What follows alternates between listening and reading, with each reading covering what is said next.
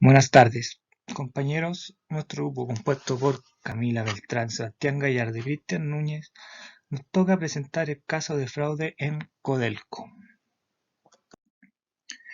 Para comenzar, Codelco es una empresa de propiedad del Estado, es autónoma y fue constituida en 1976 por Decreto Ley 1350. El principal negocio que se dedica Codelco es a la exploración, desarrollo y explotación minera cuprífera. Es el productor de cobre más grande del planeta, siendo la empresa que más contribuye a la economía chilena. Además, contando con más de 19.000 empleados a inicios del 2020, también siendo la segunda mayor productora de molibdeno a nivel mundial. Codelco concentra el 7% de las reservas de cobre en yacimientos de clase mundial, contando con 7 divisiones mineras. Estas son Radomiro Tomic, Chuquicamata, Gabriela Mistral, Ministro Jales, El Salvador, Andina y El Teniente. Ahora veremos cómo se origina el problema que ocasiona el fraude en Codelco. En agosto de 1992 se redefinen los parámetros para la compra y venta de futuros con el objetivo de acortar estas operaciones de riesgo definible, tomando como tope de 20.000 toneladas y una exposición máxima de $1 millón diarios para la compra y venta de futuros. Si se pasa de este tope, los corredores deben de cerrar de inmediato la operación, reconociendo los resultados en el momento. Además, cada 3 meses, o cuando la ocasión lo ameritaba, se reuniría un comité para evaluar y coordinar la venta de futuros. Para comprender mejor un futuro es un contrato estandarizado en cuanto a su fecha de cumplimiento, su tamaño o valor nominal, las características del respectivo subyacente, el lugar y la forma de entrega. Este negocio se genera en una bolsa central, en virtud del cual las partes se obligan a comprar o vender un subyacente en una fecha futura a un precio establecido en el momento de celebración del contrato. En el caso de Codelco, el mercado de futuros se transan en la Bolsa de Metales de Londres y en COMEX. En esto se especifica la entrega o recibo, ya sea de compra o venta en una fecha futura de cierta cantidad de productos de una calidad estipulada y a un precio establecido.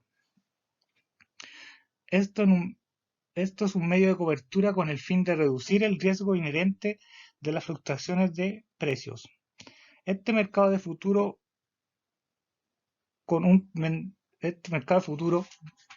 está establecido con un vendedor y un comprador que se relacionan por medio de un broker, quien es el que realiza la operación entre ambos.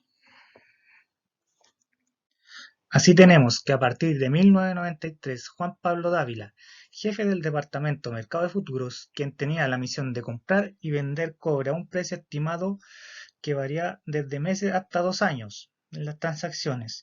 Juan Pablo Dávila, para poder transar las operaciones de futuro, necesitaba de agentes extranjeros. Estos eran los brokers, quienes también poseían un gran interés de incorporar a su cartera Codelco, dado las grandes cifras que ellos manejaban y que les permitía a su vez beneficiarse con las comisiones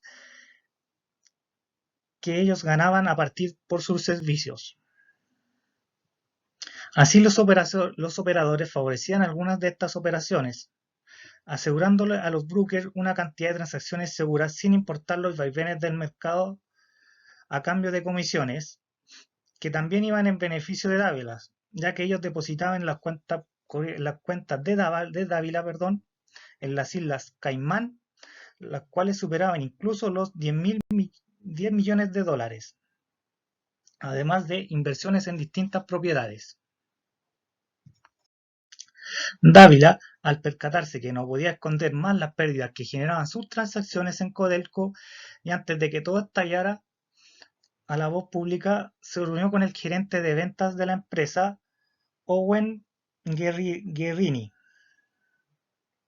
para reportar e informar que se habían perdido 30 millones de dólares por una falla supuestamente de una operación de venta de cobre a precios futuros. Estos estimados de acuerdo a las proyecciones de la demanda y a los precios que alcanzaría el cobre, asociando esta pérdida y error a una falla de su propio computador. Un par de días después, la cifra aumentó a 200 millones de dólares. Esto fue el 24 de enero de 1994.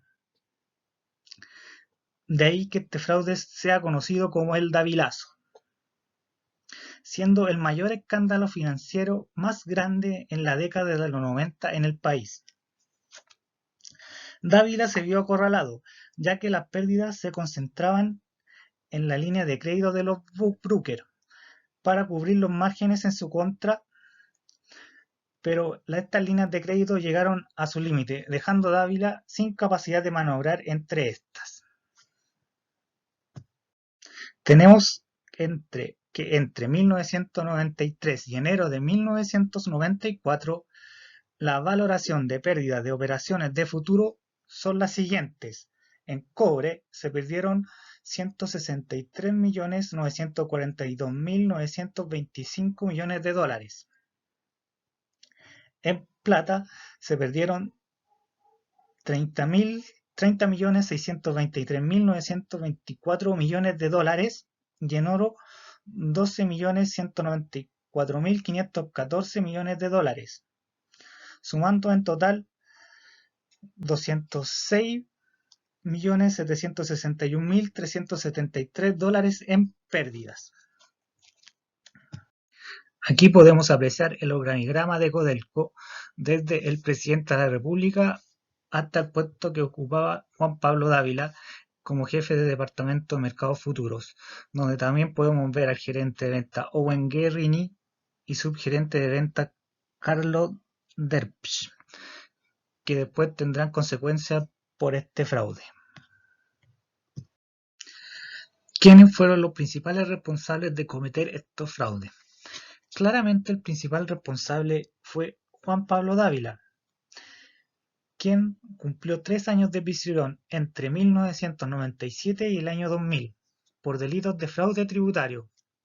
Además, en el año 1999 fue condenado al pago de 23 millones de dólares más 186 millones de dólares como indemnización por operaciones fallidas de cobra en bolsas internacionales. Pero no todo quedó para Juan Pablo Dávila, ya que en el año 2006 fue nuevamente condenado y entre el año 2007 y 2012 fue nuevamente puesto en prisión para pagar sus condenas por fraude al fisco y negociación incompatible. En el año 2012 sale en libertad tras recibir un indulto basado en su buena conducta. Además de él, su esposa Jimena Pradenas fue condenada a 60 días de prisión por delitos de encubrimiento.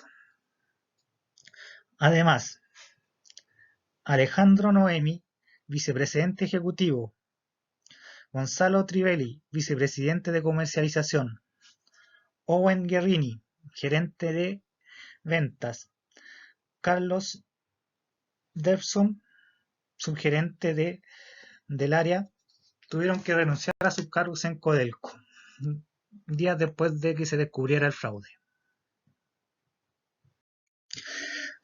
Las principales red flags que pudimos descubrir fueron ocultamiento de las pérdidas derivadas de los contratos a futuro, dado a que no se informó ni se pidió autorización a nadie por estos a pesar de las grandes cantidades de dinero que se manejaban y se transaban diariamente por un periodo de más de un año. Además, también tenemos la transacción significativa o complejas, esto por registro incorrecto de transacciones, ya que según Dávila se debió a un error computacional, pero aún así tuvo la posibilidad de verificar esta información y corregir este error, ya que al rato de la transacción se informaba en un detalle que le llegaba a él mediante un papel, el cual él debía certificar, e hizo caso omiso del error, sin importar las cifras y tergiversando la información real de los montos que conllevaría la transacción. Reflexiones del caso. Para finalizar, podemos concluir la importancia que tienen que tener las políticas de control en cada área y que éstas se cumplan a cabalidad. No sirve de nada tener los procesos de control y que estos no se supervisen. De ahí la importancia de una buena auditoría, tanto interna como externa, que sirva para supervisar estos temas, prevenir posibles errores y fraudes, lo que no pasó en este caso claramente. Además, otro aspecto que nos consideramos de importante relevancia es el papel que juega Clave Codelco. Como sabemos, Codelco es una empresa estatal y como tal, cualquier pérdida que ésta sufra nos afectará a todos como chilenos de forma directa o indirectamente. De ahí la importancia que si ocurre un fraude como este, las culpas sean ejemplares y sirvan de ejemplo para otras entidades, ya sean tantos públicas como privadas. Bueno, y esta ha sido nuestra presentación. Muchas gracias por su atención.